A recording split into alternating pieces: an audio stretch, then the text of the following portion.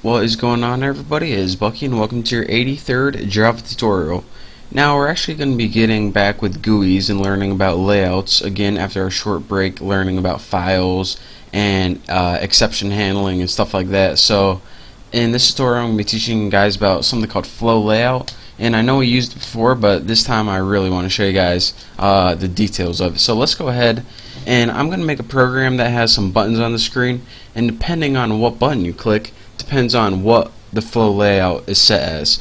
So let's go ahead and make three variables.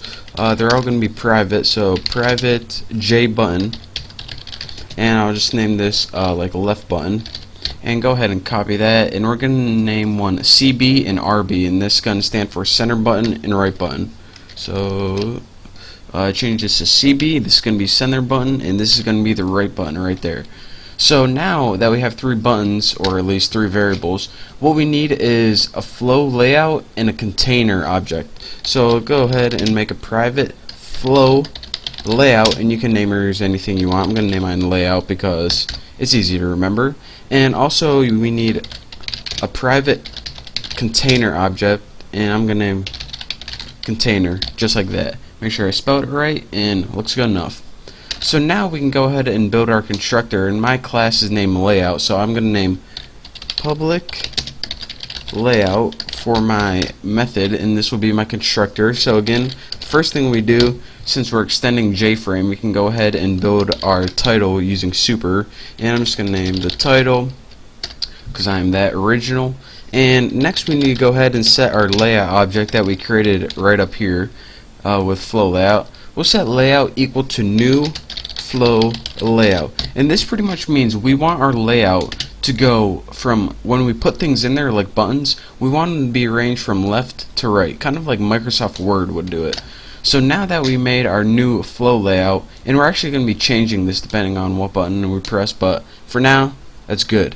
So now after this we need to set our container object equal to something, so container, and set this equal to get content pane, which pretty much means get the bulk of your window, and this is pretty much just so it knows where to put the stuff. So now let's go ahead and set that layout. So we'll set the layout equal to layout, and this pretty much means layout equals set layout new flow layout. So I mean, simple enough. Now let's go ahead and we can finally do stuff with our buttons. This is pretty much creating a window. Now let's add some stuff in it. So first thing we need is equal left button, set that equal to new J button, and give it something to put in the button. And what goes in your parameters for new J button is the text that's going to appear on the button. So I have a button on the screen now that says left on it. So now let's go ahead and add that to the screen. I just kidding, I didn't have it. Oh, but now I do have it on my screen, since I just added it. So now we set it, gave it some content, and we added it to our screen. Next, let's add some functionality to this. So we do this by lb.add action, and look at that, it already made it for us. Add action listener. Now we can either write an object in here, or to make things easier, let's use an anonymous inner class. And you see it said method, well, it didn't give us yet, but it needs to use a new action listener, and this is the class, and this is again anonymous inner class. If I change that, and now if you highlight this, it says it must implement the method action listener action performed. So if it told us to do it, let's just do it. We're easily influenced. So let's just go ahead and put something like, well, let's build our method first before we start thinking about that. Public void action performed, and for our parameter type action event. And now we can go ahead and add some functionality to this. And what do we want to happen whenever we click this left button? Finally, after all of this adding, we finally get to the meat right here, the body of our action perform method. What do we want to happen when we click the button? Well, first of all, we want to change that layout. Since we clicked the left button, let's go ahead and set the alignment, and got a nice little shortcut right there. And what you set it to is flow layout dot left, and what this is going to do is take your entire layout for your window, not just this button, not just this button, but the entire layout, and change everything to left alignment. So by default it's going to be in the center of the screen, and when you click this it's going to be on the left. So next, the only thing we need to do is put layout that we just changed, put layout container, which is pretty much our container, and go ahead and pass container into this, and this pretty much means rearrange everything depending on what our layout is. So now we did this for the left. Now we can just go ahead and do this 2 more times and make it real easy to copy it. So I'm actually going to add a comment so I don't get confused. Just put left stuff in here. In here.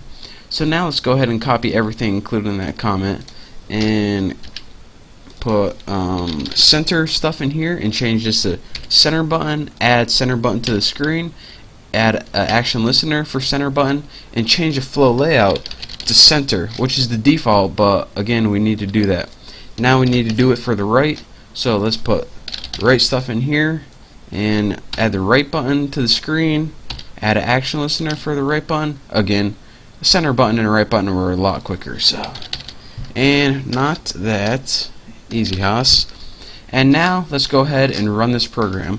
So I'll tell you guys what I did after I run it. I know you guys are probably getting antsy, so let's go ahead and run this baby. And here's what I got. Whoa, forgot to change my text on my button. Quite embarrassing. So this is left stuff, and I put left center. Again, don't forget when you create your buttons to do that. Embarrassing.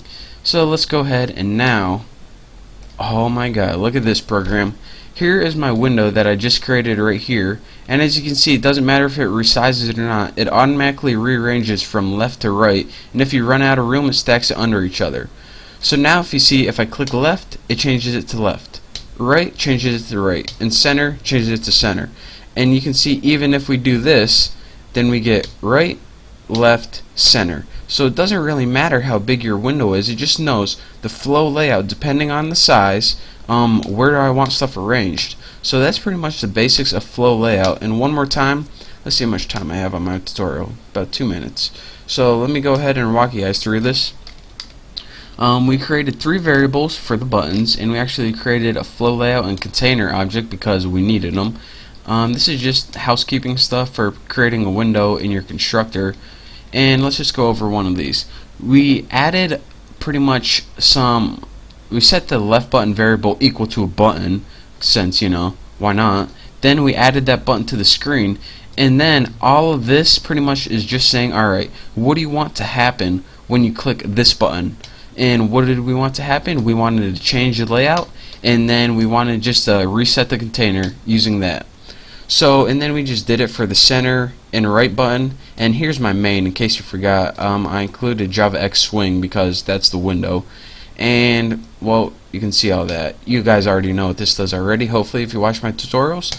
So that is that for this tutorial. Thank you guys for watching. Don't forget to subscribe, and I will see you next time.